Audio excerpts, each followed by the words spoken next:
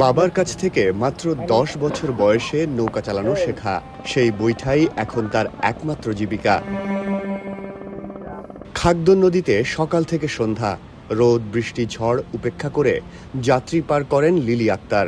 আমরা ওয়াইফাই ছাড়াই ধূপধাপ আপলোড করি, কারণ আমাদের কাছে বেশি জিবি আছে। বেশি জিবি জিতবেন মাই জিপি অ্যাপে।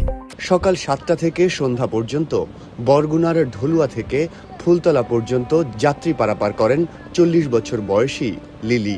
2007 সালের ঘূর্ণিঝড় সিডোরে বাবা ফটিকুদ্দিন মারা যাওয়ার পর বৃদ্ধ মায়ের দায়িত্ব এসে পড়ে তার কাঁধে। এরপর বাবার নৌকা নিয়েই পুরোদস্তুর মাঝি হয়ে যান লিলি। প্রতিদিন জনপ্রতি 5 টাকা ভাড়ায় যাত্রী পারাপার করে তার আয় হয় মাত্র 100 থেকে 200 টাকা। দীর্ঘদিন বৈঠা চালাতে চালাতে তার 2 হাতে পড়েছে ফোসকা। এই সামান্য আয় দিয়েই খাবার, সংসার এবং অসুস্থ মায়ের চিকিৎসার খরচ চালাতে হয় তাকে।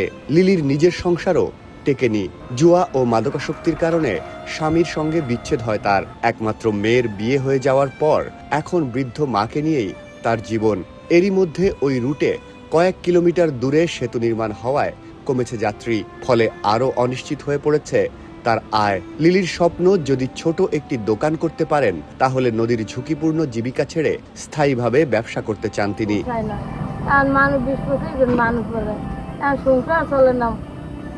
আমার সরকার একটু দোকানপাট দিয়ে দিত, আমি খুশি হইতাম। আমার শরীরটা হাসতে থাকতে, আমার খাওয়া বাইতে মন চায় না।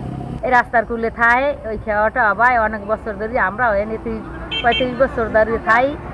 দেখি এই খাওয়া বাই এই খায়, আর জন্ম ওই খাওয়ার দ্বারে এর কোনো স্থান নাই। আর মেম্বার চেয়ারম্যান যে আছে এরা কেউ সহযোগিতাও করে না, আর জিজ্ঞাও না যে মহিলা মানুষ খাওয়া বাইয়ে খায়, তাই খবর লই বা কিছু।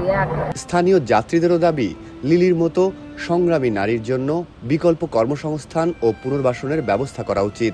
আমরা তো চাই যে আরে জানি অন্য একটা ব্যবসা বাণিজ্য করতে বইয়ে জানি দিয়ে খাইতে পারে, বা সহযোগিতা করে যে এই জিনিসটা দিছি ও জানি এইটা বইয়ে খাইতে পারে।